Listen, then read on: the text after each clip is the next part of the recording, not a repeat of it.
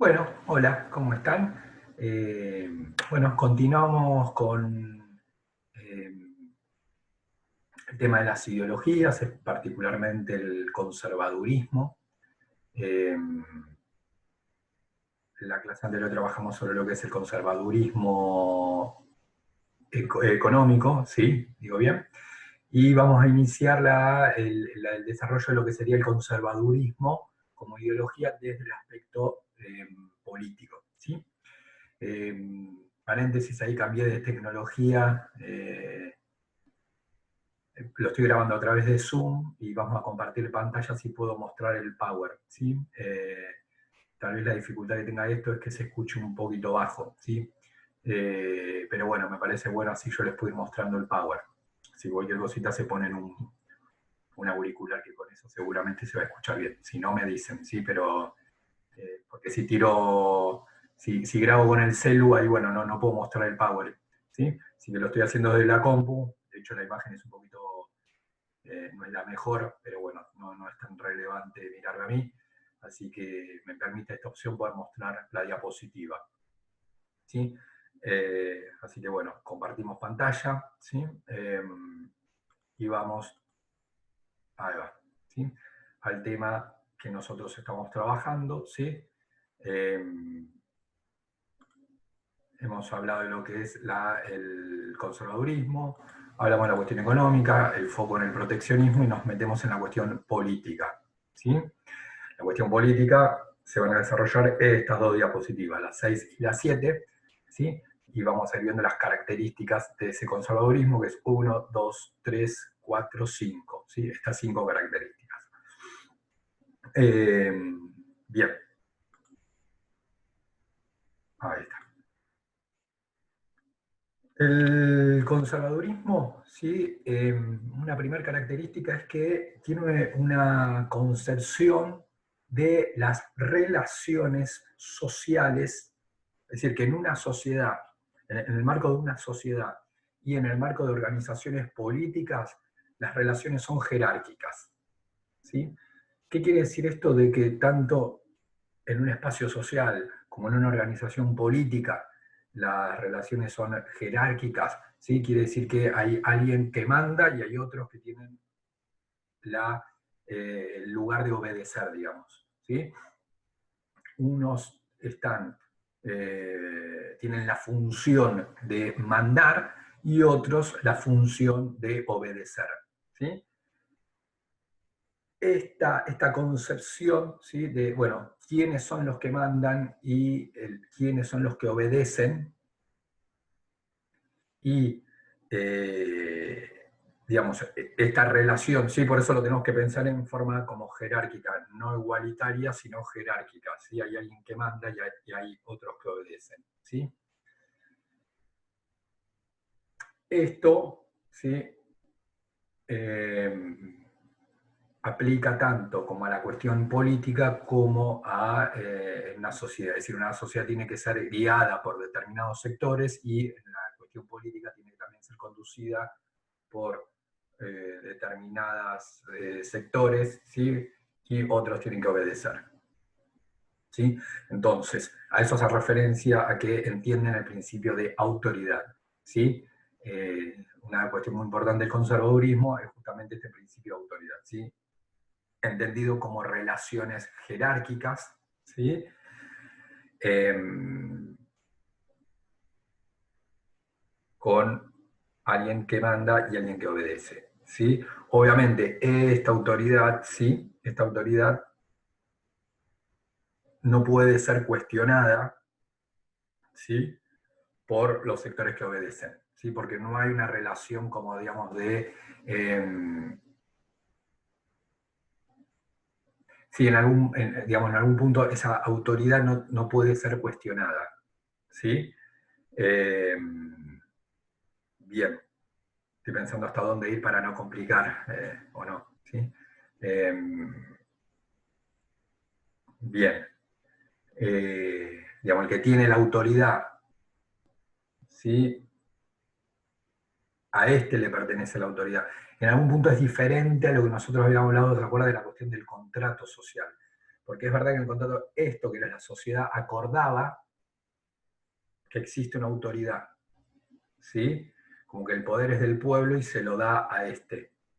Bueno, eso lo ven los conservadores de una visión diferente. La autoridad, digamos, en muchos casos no deriva del de abajo. No es que el que de abajo le da autoridad al de arriba, ¿sí? Y este manda.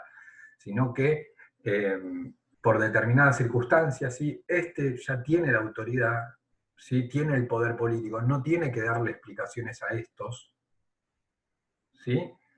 Y como el poder político, no es que era del de abajo y se lo dio al de arriba, ¿sí? Sino que el poder ya era de la autoridad, no tiene por qué darle explicaciones a este. Y mucho menos estos que están acá abajo pueden cuestionar.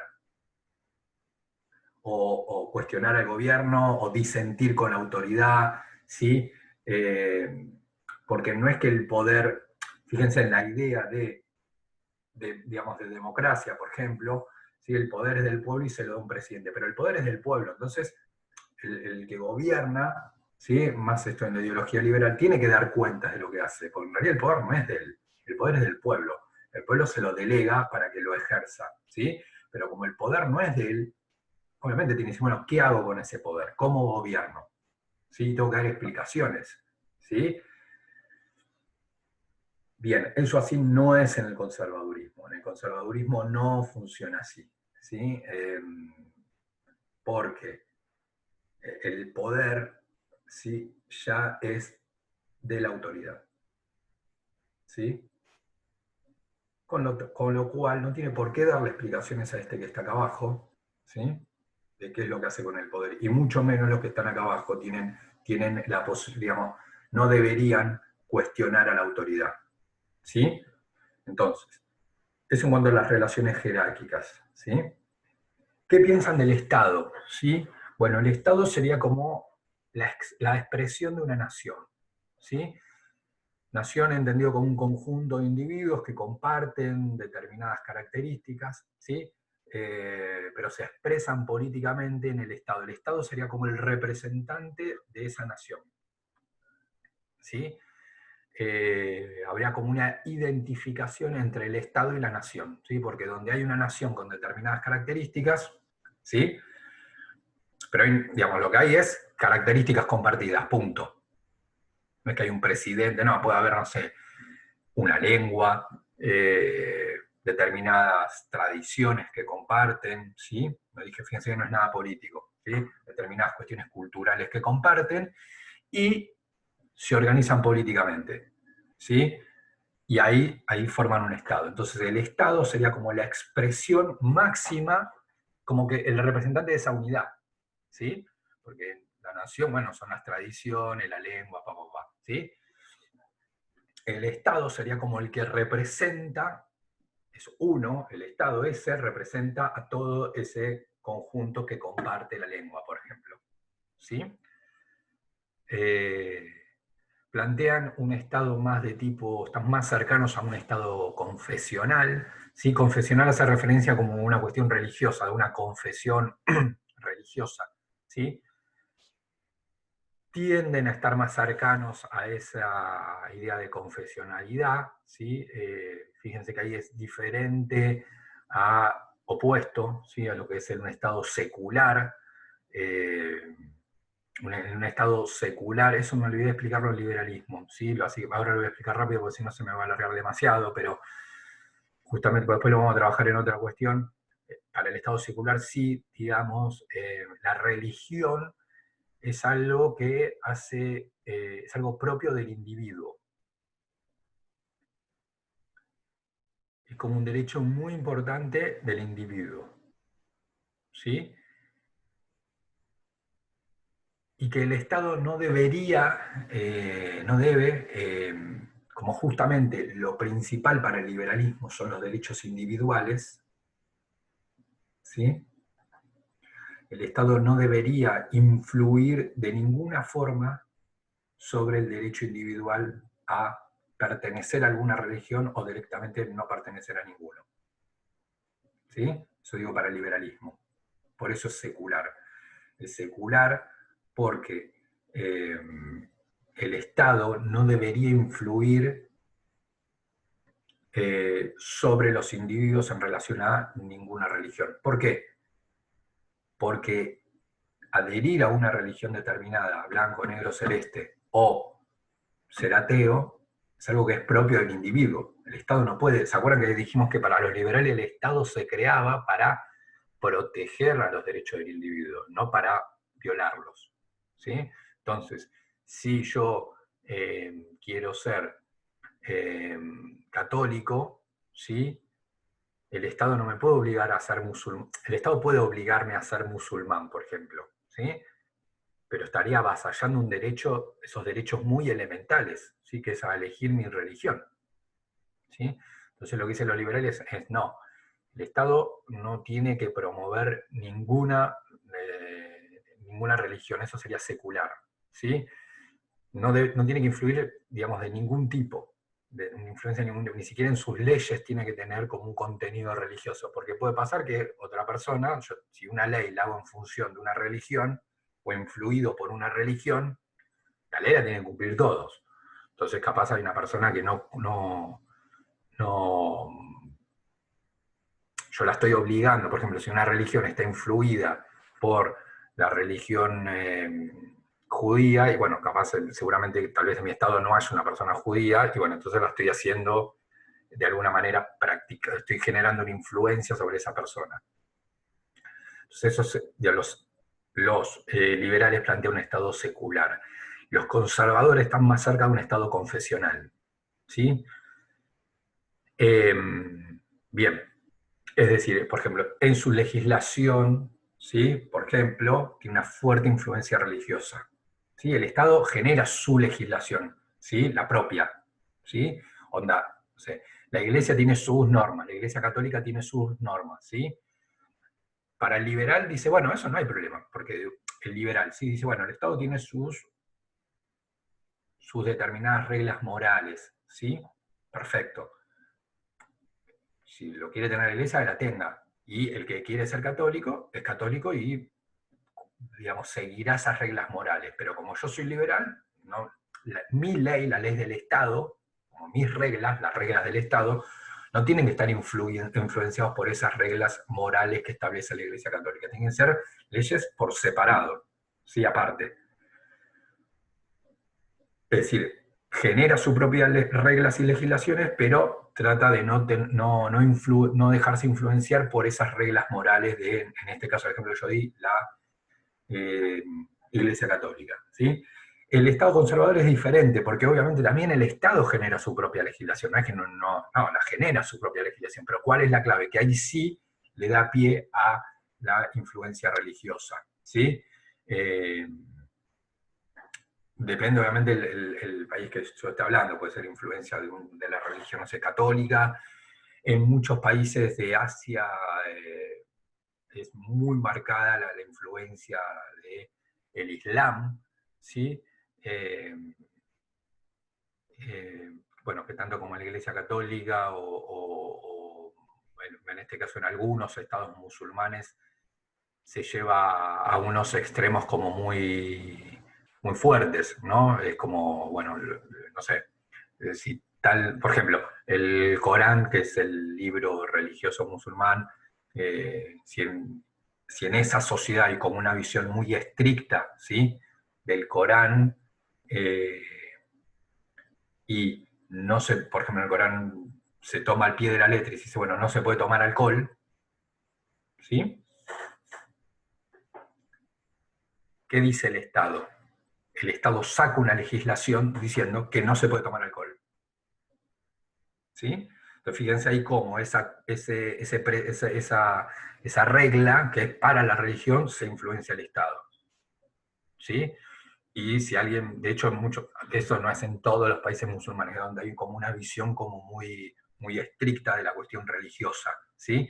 Con lo cual, obviamente, no se puede vender alcohol en ese país. Si te encuentras tomando alcohol vas a tener una pena, ¿sí? No es que se dice, no, bueno, mirá, ¿qué sería de otra forma? Sería, bueno, mirá, ¿se entiende? Es decir, el Estado, digamos, ahí veo la influencia. Entonces hay una legislación que dice que no se puede tomar alcohol. Y digamos, obviamente no hay locales de venta de alcohol, no se puede vender alcohol, ¿sí? Y los ciudadanos no pueden tomar alcohol. El que se encuentra tomando alcohol está violando una regla del Estado, que a su vez deriva de la religión y va a tener una pena. ¿Sí? Ahí veo la influencia. Un Estado liberal diría, mira, sí, acá se puede tomar alcohol, ¿sí? Después hay un musulmán que sigue la religión musulmana y no quiere tomar alcohol por una decisión del individuo, porque vuelve a la cuestión del derecho individual, que es lo más importante para los liberales, ¿sí? Es un derecho individual. Primero elegir la religión, bueno, él eligió ser musulmán, y además tiene el derecho de decir, bueno, yo no tomo alcohol. Bueno, perfecto, listo. Pero abro yo Estado, saco una legislación, digamos, ¿sí? O se da por entendido que el que quiera puede tomar alcohol. ¿Sí? Obviamente si en mi sociedad, ejerciendo su derecho individual, adhiere a la religión musulmana, que implica no tomar alcohol, perfecto, seré ese individuo. ¿Sí? Pero no es algo que hago general a todos, por eso digo un Estado secular, mientras que para los conservadores el Estado es confesional. ¿Sí? Bien. El Estado sería, siguiente punto, el Estado sería como aquel que interpreta y lleva a cabo el bien común, que acá hay un gran tema, ¿no? El Estado sería como el responsable primero de determinar, porque bien común es una frase, digamos que acá, primero, el Estado tiene un objetivo, que es lograr el bien común. ¿Sí? El Estado tiene un objetivo que es lograr el bien común. Ahora, así dicho, puede ser como una frase abstracta. La primera cuestión, ¿sí? Acá vuelve a tener la diferencia con los liberales, porque para los liberales, obviamente no es que quieren lo contrario, es decir, que el Estado no busque el bien común, ¿sí? Obviamente no lo plantean así.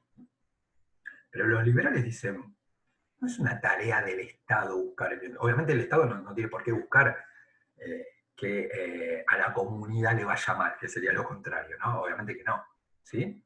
Para los liberales.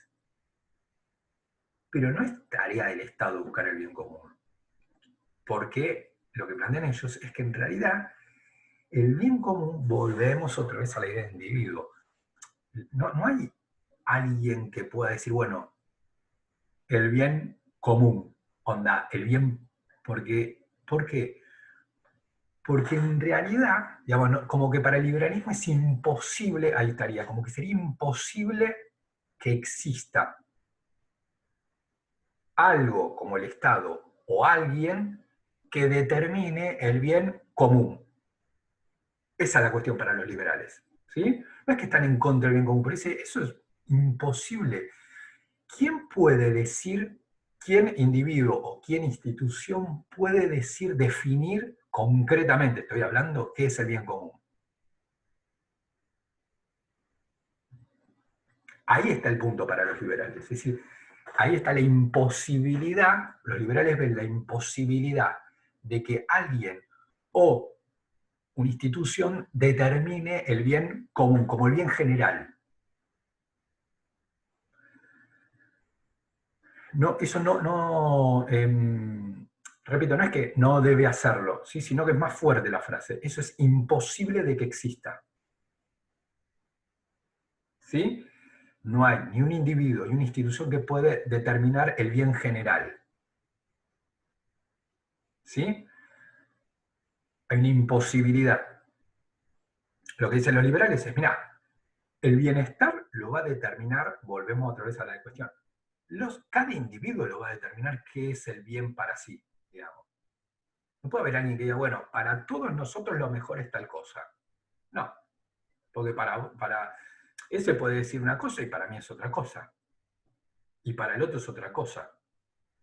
Y recuerden que el Estado no puede avanzar sobre los derechos individuales. ¿Sí? Entonces, como que el bienestar es algo que busca, recordemos ahí, cada individuo. El Estado lo único que tiene que hacer, y ahí volvemos a la cuestión liberal, es, ¿se acuerdan? Cómo asegurar que por ejemplo, si yo digo, mi felicidad o mi bienestar pasa por acumular plata, fantástico, ¿sí? Capaz otro no, pero yo sí. El Estado lo que me tiene que garantizar es, y por eso era como que el Estado lo que me tiene que garantizar es que si yo gano plata, si alguien viene y me la roba, el Estado va a actuar. Sí, como que el Estado es como el árbitro, pero no determina qué es el bien común. ¿Sí? Porque está la imposibilidad del Estado, lo único que tiene que hacer es poner las reglas de juego para que cada individuo vaya diciendo, bueno, para mí el bienestar pasa por esto, para mí por lo otro. Como que no existiría la palabra común ahí. Como que el bien sería como un bien individual que determina cada individuo. Y acá hay una diferencia, porque los conservadores sí están con la idea de que es posible determinar el bien común, como el bien que sería lo mejor para todos, ¿sí? Para todos una sociedad, una nación, ¿sí? ¿Qué sería lo mejor para esta nación? Bueno, tal cosa. No queda como, digamos, se puede determinar. Este sería el primer punto. Se puede determinar, ¿sí? Primer punto. Segunda cuestión. Ahora, es muy importante, porque ¿quién lo determina? ¿Qué es el bien común? ¿Qué es el bien común de la nación en concreto? Porque el bien común como que está sujeto a una frase amplia, ¿sí? Que es todo lo que es lo que dicen los liberales. Es una frase tan amplia que vos podés que para vos es blanco y para mí es negro. Entonces, no hay un bien común, porque el bien común es como que sería algo para todos, digamos, ¿no? Como que todos estamos de acuerdo que está bueno eso. Eso es imposible.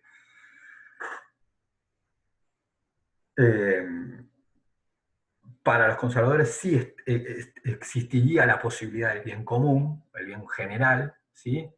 Eso era lo primero. Y lo segundo es, bueno, el Estado es, y ahí por eso sale la flecha de Estado, el Estado va a ser el que lo va a interpretar concretamente, es decir, ¿qué es el bien común? Bueno, ¿quién lo va a determinar? El Estado. No solo que lo determina, sino que además es como el gran responsable digamos, de ejecutar, de hacerlo posible ese bien común, de hacerlo posible ese bien común. ¿Sí? No solo lo tiene que interpretar, sino, bueno, ¿qué es el bien común para la nación argentina? Es esto. Bueno, y además el Estado lo hace posible. ¿Quién del Estado? Obviamente la autoridad. Si no era algo que determinaban los individuos, que es el bien común, porque eso, para eso estaban los liberales, que decían, bueno, cada individuo determina. ¿Sí? Y tampoco es la idea de que los individuos se ponen de acuerdo, ¿sí? Y bueno, el Estado lo lleva a cabo. Tampoco, por eso dice, determinado por la autoridad y no por los individuos. ¿Sí? No es que los individuos se reúnen y dicen, bueno, el bien común es esto y lo hace el Estado. No, porque ahí no lo estaría interpretando el Estado. El Estado es el que lo tiene que interpretar, diciendo, ¿qué es? Bueno, lo determina la autoridad. Acá hay una cuestión compleja, porque se acuerdan que dijimos que la autoridad, en el primer punto, la autoridad no salía fruto de la decisión de la sociedad. Es decir, la autoridad es la que determina qué es el bien común y lo lleva a cabo, y punto. ¿Sí?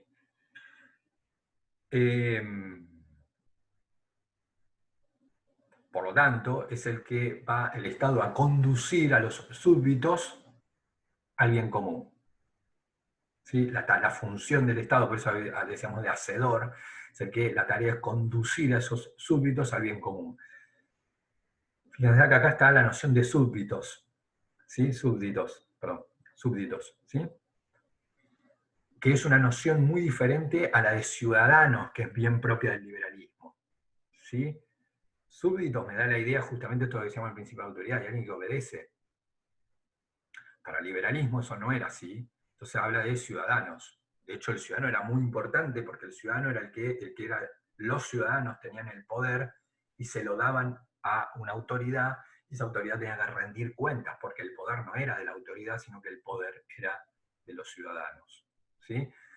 Para el Estado no hay ciudadanos. ¿Sí? Lo que hay son súbditos que tienen que forman la nación, ¿sí? Una nación determinada, ¿sí? Pero bueno, que tienen que, de alguna manera, seguir el camino trazado por el Estado para llegar al bien común. ¿Sí?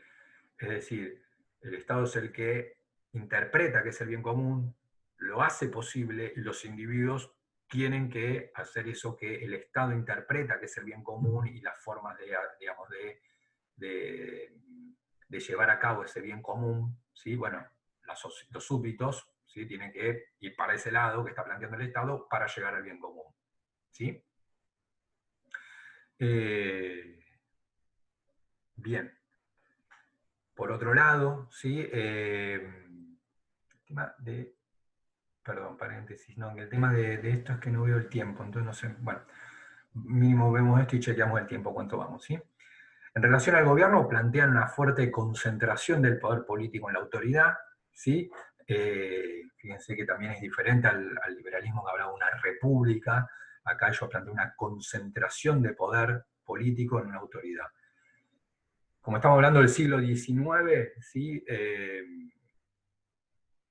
Como que ellos planteaban que la mejor forma de gobierno era una monarquía, ¿sí? Ahí donde yo vi una fuerte, digamos, en otros países capaz eso cambia, pero siempre, ¿cuál es lo que yo tengo en común de los conservadores? Que plantea una concentración del poder político, no una división, sino una concentración, ¿sí? En ese sentido también es diferente a los liberales porque ellos planteaban la república, mientras que acá está planteando una concentración. Esa persona que concentra el poder es la que interpreta el bien común, es decir, bueno, lo mejor para esta sociedad es esto, y lo vamos a hacer de esta manera. ¿Y qué va a hacer en mi sociedad? ¿Qué es lo que va a hacer? Bueno, lo que yo le estoy planteando porque son mis súbditos. ¿Sí? Acá abro un paréntesis.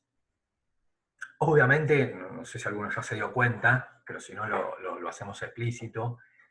Acá, en este planteo, así como yo estoy explicando ideología del siglo XIX, todavía no tengo que pensar en una tiranía, ¿sí? O en una dictadura. Pero fíjense que más o menos ya estamos yendo para ese lado. No es casualidad que esto se plantee en el siglo XIX y en el siglo XX, es decir, poco tiempo después, ¿qué es lo que yo tengo? Dictaduras, ¿sí? Donde yo tengo principio de autoridad, tengo la noción de súbditos, ¿sí? No, digamos, tengo la noción de que, bueno, yo, el Estado, soy el que interpreta el bien común y el que lo llevo a cabo y los demás tienen que hacer lo que yo estoy planteando, ni hablar la concentración de poder, ¿sí? Que eso ya es propio de una dictadura, ¿sí? Pero el desarrollo del conservadurismo todavía en el siglo XIX no hablan de dictadura en términos, no sé, Hitler, ¿sí? Por nombrar a alguien que ustedes seguramente conocen. Pero fíjense que ya estoy yendo para ese lado con este tipo de ideología. Ellos, los conservadores, en este siglo XIX todavía no hablan de dictadura, ¿sí? Pero fíjense cómo lentamente estoy yendo para ese lado con este tipo, si se difundiera este tipo de ideología, ¿sí? Bien.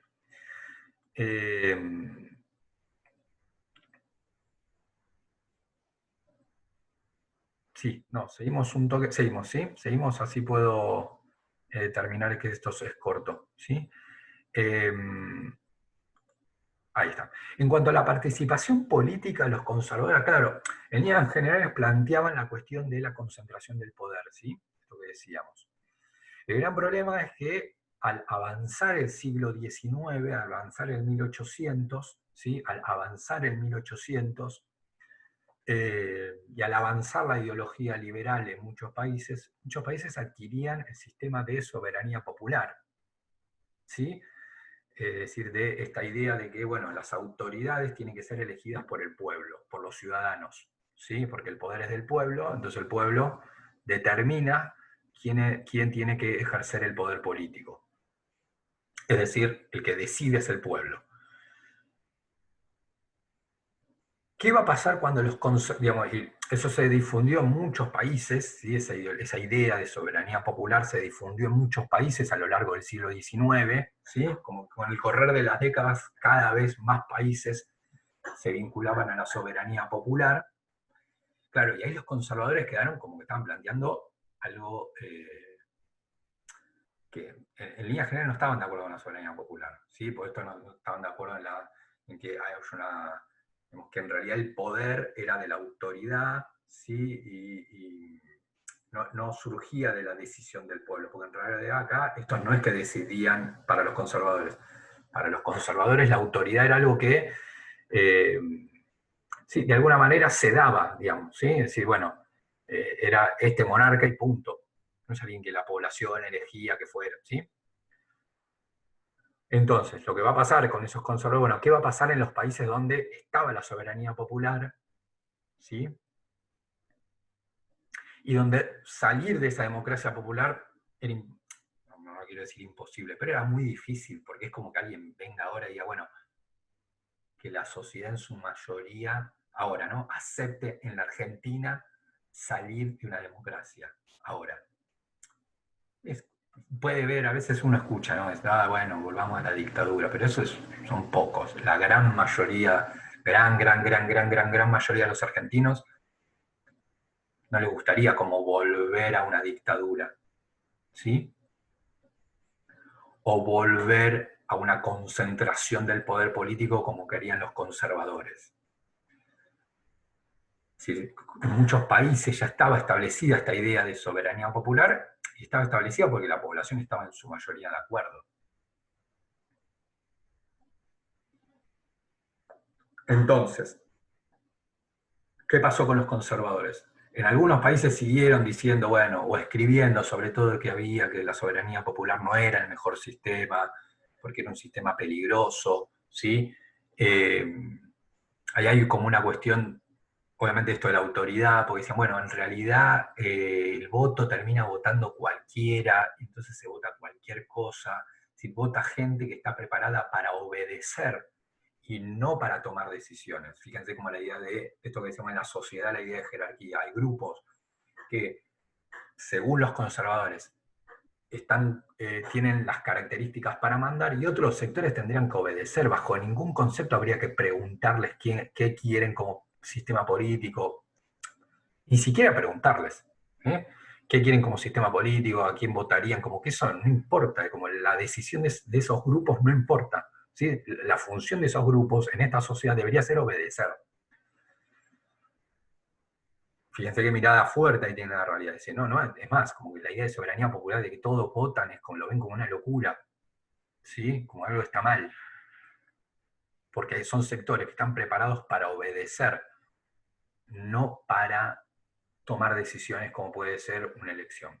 Entonces, lo que pasa es que en muchos países el voto ya lo tenía, que no se lo podían sacar, y era aparte muy impopular, digamos, ¿no? Sacarles el voto. Entonces, ¿qué es lo que dijeron los conservadores en esos países? Dijeron, bueno, en estos países donde ya está la soberanía popular establecida y que es muy difícil salir de la soberanía popular, lo que proponemos es limitar el ejercicio de la soberanía popular. Restringir el ejercicio de la soberanía popular. Por ejemplo, a través de, bueno, ni hablar lo que era el sexo, ¿sí? Porque eso ni hablar, las mujeres no. Pero además establecer otros criterios, ¿sí? Por ejemplo, tener en cuenta la cuestión patrimonial y decir económica, ¿sí? Como que los sectores populares que tenían pocos recursos económicos generalmente debían ser excluidos del voto, ¿sí?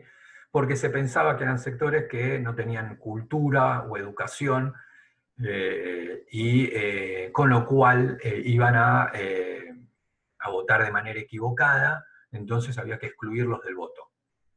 Y eran personas que estaban preparadas para obedecer y no para tomar decisiones. Vuelve a la idea de jerarquía. Fíjate que no es la idea de igualdad. ¿Sí? Igualdad hombre-mujer, igualdad gente que tiene recurso económico, gente que no la tiene. No, bueno, esto es jerárquica. ¿Sí? Acá arriba están, bueno, los hombres, acá arriba están las personas con determinado nivel económico. Lo que pasa, aparte, en ese momento el nivel económico implicaba mayor educación, ¿sí? Entonces, además tenían mejor acceso a la educación, tenían acceso a la educación que estos no, entonces esto tenían que mandar y esto obedecer. ¿Sí? Obviamente el modelo de soberanía popular, ya dijimos que no es el que ellos querían, pero en los países que ya está establecido dice, bueno, como el mal menor, ¿cuál es el mal menor? Restringir la participación política. ¿Quiénes pueden votar?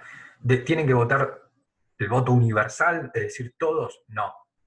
Mujeres no, hombres no, perdón, hombres sin, perdón, me equivoqué, mujeres no, Después dijimos un segundo criterio que tenía que ver con la cuestión económica, ¿sí? Un tercer criterio que tenía que ver con la cuestión educativa, es decir, como establecer legislación que restringiera la participación política.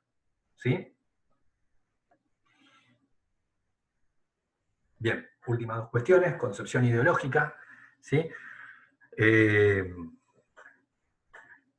este punto, ellos lo que plantean es la inexistencia de un... Acá estoy hablando de la ideología, de una forma de ver el mundo, una concepción ideológica, ¿sí? Una forma de ver la realidad, ¿sí? Como los lentes. Sí, como los lentes sería, ¿sí? Como unos lentes que yo tengo puesto, ¿sí?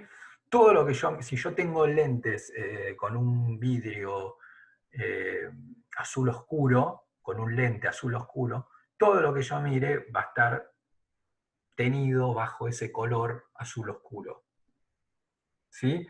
Que va a ser diferente al que lo tiene color, no sé, negro oscuro, ¿sí? Prácticamente no va a haber nada, pero todo lo que va a haber, o negro más un color diferente, si todo lo que vea esa otra persona va a estar diferente, lo va a ver diferente. Es una concepción ideológica. Si todo lo que yo mire va a estar atravesado por mi concepción ideológica. Lo que ellos plantean es la inexistencia de modelos universales, ¿sí? Esto está interesante, ¿no? Porque lo que ellos plantean es que fíjense cómo lo va la idea de nación, cada nación tiene sus particularidades. Cada nación tiene sus particularidades. Con lo cual, los modelos, por ejemplo, un modelo económico que se crea en un lugar y funciona, lo traslado a otro, y ellos lo que plantean, ¿sí? Digamos, como que no sería aplicable, no existiría, por eso hablo de la inexistencia, de un modelo universal, de modelos universales. Lo puedo aplicar a cualquier área, a la economía, a la política, a la filosofía, a un sistema educativo, ¿sí? Como que ellos dicen, en realidad no va a ser posible, por eso hablo de inexistencia, de que el modelo educativo que funciona en Finlandia se aplique en la Argentina. ¿Por qué? Y ahí, fíjense, dice particularidades locales. Porque son sociedades muy diferentes. Lo que puede funcionar para Finlandia en educación, si yo lo traigo acá, no va a funcionar. ¿Por qué? Porque es muy importante el contexto. Entonces, creer que el modelo educativo de Finlandia, obviamente el ejemplo lo estoy dando un ejemplo, ¿sí? El modelo educativo de Finlandia es como, porque a Finlandia le da muy buenos resultados, ¿sí? De eso se puede hacer un modelo universal, fíjate que está universalista tachado, ¿sí? Entonces, bueno, como decir, bueno, entonces lo aplicamos en Argentina, lo aplicamos en Perú, lo aplicamos en España, lo aplicamos en Corea, ¿sí? Porque ahí llegaría como sale de Finlandia y ya es un modelo universal, ¿sí? Y eso va a fracasar, eso no es posible que suceda, porque son realidades muy diferentes, España, de Corea, de Argentina, ya entre ellos son diferentes y son diferentes con Finlandia. Como que le da mucho pie a la particularidad local, como que lo que tiene que hacer la Argentina es buscar su propio modelo educativo, el mejor que se adecue a su realidad. ¿Qué tiene que hacer España? Buscar el mejor sistema educativo de acuerdo a su realidad, lo mismo Corea. No existen modelos universales. Lo mismo lo puedo decir de la economía, ¿sí? Puede ser que resulte el modelo educativo de Finlandia en Argentina, pero es de suerte, no es porque existe un modelo como que, bueno, funciona allá, entonces el modelo es bueno, y entonces se puede aplicar en todas las realidades. No, yo le da mucho pie a lo que es la particularidad local, ¿sí? A todo. Por eso digo los lentes, ¿no? Bueno, ese es mi lente. Bueno, ahí yo miro todo. Economía, educación, política, ¿sí? Cualquier cuestión. Nada. ¿sí? Bien. Por último, ¿sí? Acá hay una cuestión muy importante, fíjense acá también cómo es diferente al modelo liberal, donde, ¿se acuerdan que dijimos que el corazón eran los derechos del individuo? Acá los conservadores tienen una visión diferente. Es decir, que para ellos lo comunitario tenía que estar por encima de lo individual. ¿Sí? Lo comunitario tenía que estar por encima de lo individual. Con lo cual, fíjense que acá también nos vamos acercando a la idea de estados dictatoriales, en el sentido de que los derechos individuales no es la prioridad. La prioridad es lo comunitario. ¿Sí? Es como que lo comunitario está por encima del individuo. ¿Sí? Si tengo que elegir entre el derecho individual y lo comunitario, ¿sí? Es decir, para mí el bien común representa tal cosa. ¿Sí? El bien común, yo digo que el bien común representa tal cosa. Y si para eso yo tengo que avanzar sobre derechos individuales, lo voy a hacer. ¿Por qué? Porque para mí está primero lo comunitario y después lo individual. Mientras que un liberal te diría lo contrario. ¿Sí? Por eso a los liberales directamente dicen, no existe el bien común. ¿Sí? Con lo cual está por encima primero el individuo y en segundo lugar, y casi que lo comunitario no existe. ¿Sí? Es como que el bien comunitario o general para los liberales prácticamente no existiría, ¿sí? Mientras que para los conservadores el bien general está por encima del individual. Es decir, entre un choque de derechos me quedo con el bienestar general. ¿Sí? Es decir, digamos, el derecho individual nunca puede estar por encima del individuo. Es decir, doy un ejemplo, una metáfora futbolística. En un equipo, ¿sí? Un equipo de cualquier, no sé, de hockey, ¿sí? Un equipo de hockey. Yo lo que tengo son individuos, cada uno con sus características, ¿sí? Con sus habilidades, y tengo una estrategia de juego que sería lo comunitario, que lo determina el entrenador. ¿Sí? Fíjense, ahí está como la idea de autoridad. ¿Sí? Esa autoridad puede no consultar con sus jugadores qué es, cómo se gana el partido. ¿Se entiende que ese sería el bien común? ¿Sí? ¿Qué les serviría a todos? Ganar el partido. A todos. Ganar el partido. Hacerlo democrático sería que el entrenador, que es la autoridad, se junta con los jugadores y determina cuál es la mejor estrategia a seguir en el partido de hockey del fin de semana. ¿Sí? Entonces, y yo, entrenador, me someto a la decisión de los individuos. Es decir, si los individuos dicen, adoptemos una estrategia defensiva, si, digamos, lo hacemos a votación simple, bueno, y si pierdo, ejecuto una estrategia defensiva. Justamente eso no es así para los conservadores, entonces el entrenador no tiene por qué consultar, es decir, prácticamente no va a consultar, y por ejemplo, para mí la mejor estrategia es una estrategia ofensiva. Yo lo determino, ¿sí? Sin consulta, lo determino yo. ¿Por qué? Porque mi lugar de autoridad implica que, para mí, mi manera de entender la autoridad es que no tengo, digamos, yo soy la autoridad y no tengo por qué, digamos, dialogar con los jugadores. Eso es una decisión mía como entrenador, ¿sí? Fíjense ahí cómo no está la cuestión democrática. Si bueno, voy, consulto. No, yo lo determino. Entonces es elegir una estrategia ofensiva para el fin de semana en el partido, donde los individuos, que serían los jugadores, tienen que seguir la estrategia que yo les propongo. Fíjense, no les consulto. Entonces, ahí, ¿sí? Y le voy a decir a los jugadores, ¿sí? Que adopten esa estrategia ofensiva. ¿Sí? Es más, si un jugador, yo qué sé, uno que juega en la defensa, ¿sí? Y que es muy bueno para eso, ¿sí? Y él quiere que, él dice, bueno, no, mira, yo me quiero quedar defendiendo, ¿sí? Yo decir, no, vos tenés que ir al ataque. Como que no le dejo el criterio de, bueno, decidí vos qué querés hacer, porque primero está tu decisión. No, no, no.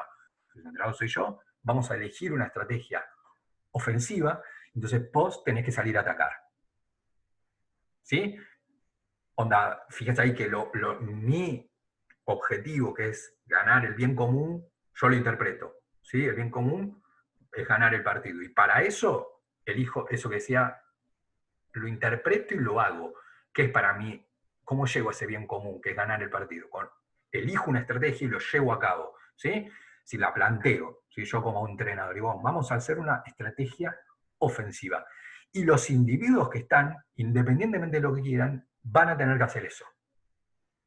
Fíjense cómo yo interpreto que es el bien común, yo estoy planteando la estrategia, ¿sí? Obviamente hacerlo en concreto lo van a hacer los jugadores, pero yo ya ahí planteé todo el escenario, es decir, determiné qué es el bien común y cómo vamos a llegar a ese bien común, y los otros, fíjense ahí que está medio como la idea de súbdito, los otros tienen que seguir la estrategia que yo les estoy planteando, ¿sí? Si uno me dice, no, bueno, no, eso no puede existir, porque el entrenador soy yo. ¿Sí? El día que vos seas entrenador, decidí vos, ahora el entrenador soy yo. Entonces vos tenés que hacer esto, ¿sí? No me interesa ahí tu cuestión individual. Ahí lo comunitario está por encima de lo individuo, de la cuestión individual, ¿sí?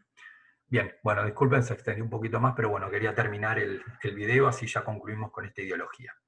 Les mando un saludo y espero que se encuentren bien.